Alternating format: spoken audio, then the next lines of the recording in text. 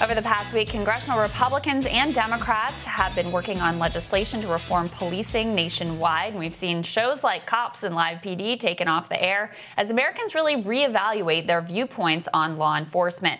Alex Vitale's book, The End of Policing, has really helped to shape that conversation on what policing reform could and should look like. So we wanted to invite him back to continue the conversation we started earlier this week on how the police became the institution it is today and what we should do moving forward. Alex is also professor of sociology at Brooklyn College and the coordinator of the Policing and Social Justice Project, and he joins us now again via Skype. Thank you so much for coming back. After the last conversation, we're like, wait, we have more. We want to talk to you more, so thank you so much. You bet, Crystal. So I've been reading your book, and one of the things that to me, there was a lot about it that was actually quite eye-opening. But what I wanted to start with is some of the history of how we end up with the conception of policing that we have and see today. You know, there's this sense in which we imagine, oh, well, of course, there have always been police, and how could we imagine anything other than that? But actually, policing is a fairly modern invention. It's in the U.S., most police forces are less than 150 years old. And most people point to the London Metropolitan Police as the first police force, which was only created in 1829, less than 200 years ago. Policing, though, you know, it has a problematic history. It's been used primarily as a tool for managing the consequence of systems of pretty gross inequality.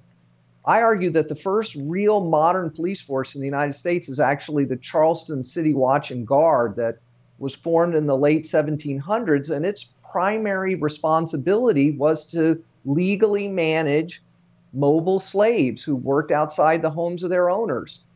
We also had a form of colonial policing that gave rise to many of the police departments in the southwest of the country, like the Texas Rangers, whose initial responsibilities were to clear the state of the indigenous population and Mexican and Spanish landowners to make way for white settlement. And police have also been used historically as tools of labor management to break strikes, to suppress workers' movements, and also to form new immigrants and working class populations into a kind of stable working class. And so when we think that police exist solely to benefit everyone in a society, we kind of erase this problematic history of policing. Yeah, I think that's well said. So part of the way the debate is unfolding right now is, and I don't want to oversimplify it, but I do want people to be able to wrap their heads around it. You have one group which represents most of, you know, the Democrats in this town, and to the extent that Republicans are going along with it at this point, them as well, that's focused on certain items of reform. You talk about body cameras, you know, independent boards, more transparency, community policing, things of that nature. Then you have the approach that Minneapolis is at least signaling they want to try, which is a more sort of systemic dismantle. Let's actually cut the budget that goes to policing and reallocate it to other things that are important in our society. Addiction, rehab, social service workers, education, jobs, those sorts of things. Can you talk about why you think those reform items, the things that are on the list for reform, things like what the Democrats have offered this week, are insufficient?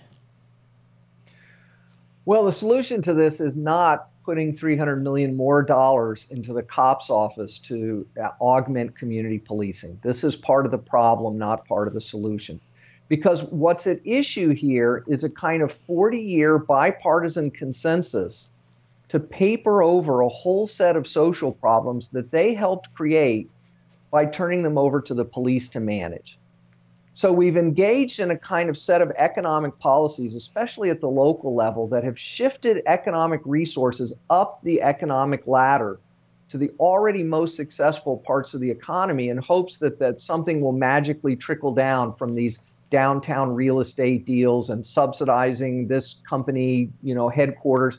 But this hasn't worked. It's produced massive inequality in American society, and it's produced entrenched social problems like mass homelessness and mass untreated mental health problems, mass opioid overdoses, mass economic precarity that's driven people into black markets to survive. And then we've criminalized those problems. And then when people complain about the abuse that goes along with that criminalization, we're told, well, we'll give them some special training.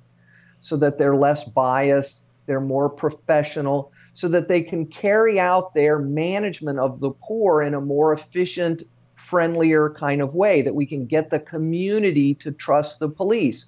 But I don't want the community to trust narcotics units. And I don't want narcotics units to get anti-bias training. I want to get rid of the war on drugs, to actually provide people with medically based drug treatment services, to address the economic disparities that drive both drug selling and drug using that's problematic for people. And this is what the Democrats and the Republicans don't want to address, is their inability to take seriously these problems of those who've been left out of the global economy. Neither party is doing anything about mass homelessness in our society. Both parties are saying we cannot radically expand access to health care. And this is part of what's driving the anger out on the streets right now. Yeah, you have a great quote in your book. Forgive me if I misquote it, but something like, a kinder, gentler war on the poor is still a war on the poor, which is basically what you're getting at here. And in light of that, when you see these videos, obviously the George Floyd murder, unconscionable, sparks this national wave of protests against police brutality. And then what do you see emerge in those protests is more and more examples of police brutality. When you watch those individual instances, what is the context that you are thinking about those? Are you thinking this is aberrant behavior? I'm sure you're not really thinking about that. Are you thinking these are individually like bad people? How do you put that into context? How do you make sense of it? Yeah, I think we're seeing a police counter-protest here. That's the way to understand this, that these are police riots designed to try to suppress this movement, because the police understand the degree to which this is an existential threat for them.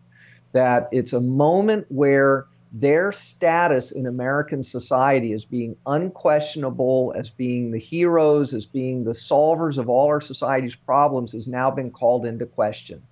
And I think that we're going to see the reaction to their overreaction be to take more and more of their resources away, because there was no reason that they had to handle these protests this way. I've spent decades doing the research on protest policing, advised police departments all over the world about protest policing and the use of tear gas, the preemptive use of less lethal weaponry, the firing of pepper balls at journalists. This is all completely unlawful.